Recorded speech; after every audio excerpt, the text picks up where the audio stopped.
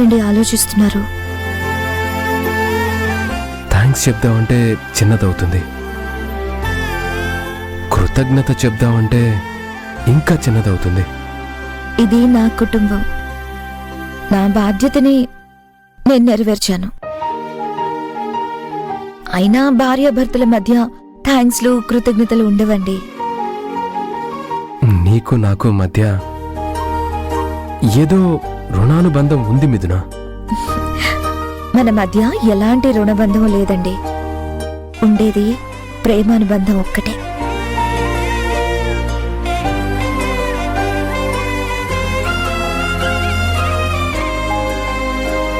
అసలు నేను తప్పు చేశానని తాళి కట్టడానికి రెడీ అయ్యాను, కానీ నేను ఏ తప్పు చేయలేదని.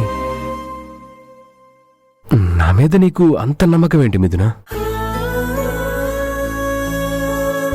అసలు ప్రేమంటేనే ఒకరి మీద ఒకరికి నమ్మకం.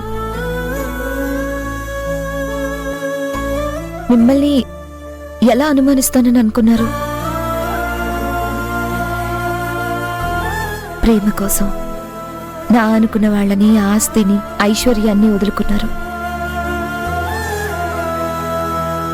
అంత గొప్ప ప్రేమికుడు ఎప్పుడూ తప్పటడుగు వేయడండి.